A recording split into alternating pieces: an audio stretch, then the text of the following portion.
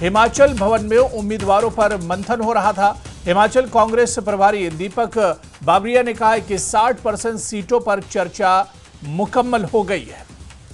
तो इस वक्त की बड़ी खबर दिल्ली से आ रही है, जहां पर हरियाणा कांग्रेस स्क्रीनिंग कमेटी की बैठक खत्म हुई है। हिमाचल भवन में उम्मीदवारों पर मंथन किया जा रहा था। इस बीच हिमाचल कांग्रेस प्रभारी दीपक बाबरिया ने कहा कि 60% सीटों पर चर्चा मुकम्मल हो गई है।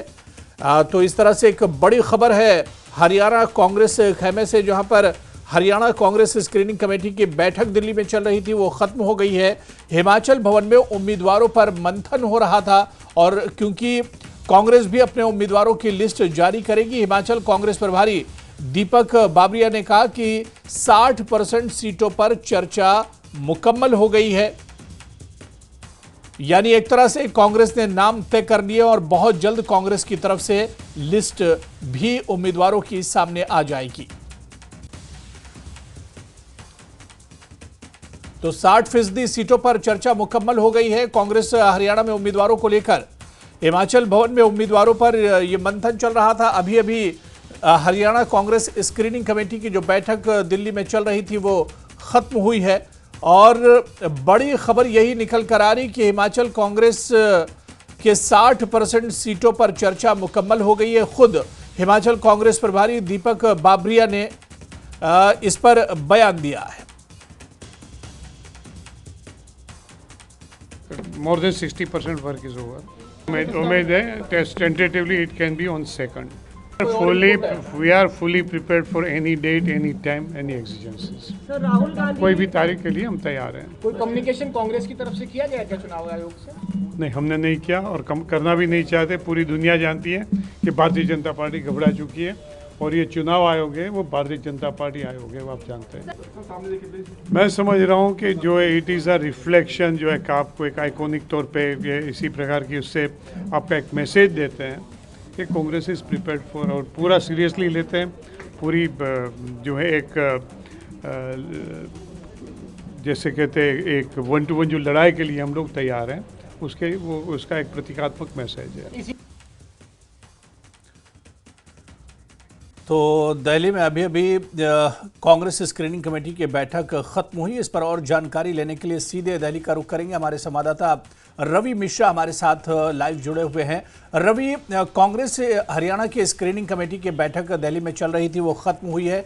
क्या कुछ बड़ी बातों पर मंथन हुआ है, चर्चा हुआ है? क्या कुछ जानकारी इस मीटिंग को लेकर मिल पा रही है?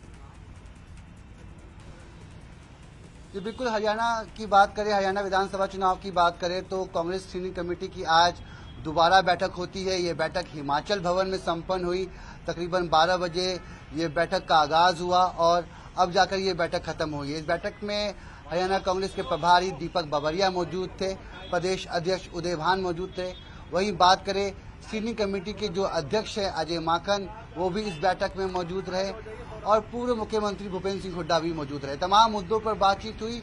इस बैठक की बात करें तो इस बैठक से बड़ी बातें जो निकलकर सामने आई कि आज तकरीबन 60% यानी 60% सीटों पर और तमाम मुद्दों पर चर्चा हो चुकी है, उम्मीदवारों के नामों पर चर्चा हो चुकी है। तो एक राहत की खबर है। 60% अगर कैंडिडेट्स के नामों पर चर्चा हो गई है तो जल्द ही आगे की जो बैठक है वो केंद्रीय चुनाव समिति की बैठक वो भी हो सकती है।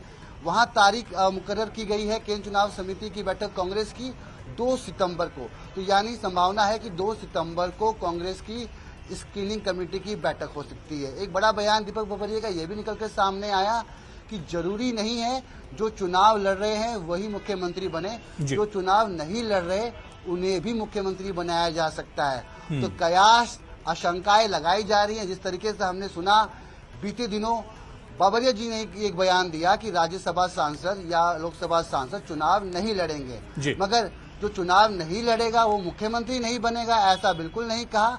उनको उस बात को उन्होंने आज स्पष्ट कर दिया है कि जो चुनाव नहीं लड़ेंगे ऐसा नहीं है कि वो मुख्यमंत्री नहीं बने, वो मुख्यमंत्री बन सकते हैं। तो कुल मिलाकर स्क्रीनिंग कमेटी की बैठक संपन्न हुई। 60% सीटों पर बातचीत पूरी हो चुकी है। जल्दी आगे की बातचीत भी चलेगी। कल भी स्क्रीनिंग कमेटी की बैठक हो सकती है और आगामी 2 सितंबर को केंद्रीय चुनाव समिति की कांग्रेस की बैठक होगी, जहां अंतिम मोहर लगाई जाएगी, जिसके बाद आगामी विधानसभा चुनाव के मद्देनजर हरियाणा के चुनाव के मद्देनजर कांग्रेस अपनी पहली सूची जारी कर सकती है।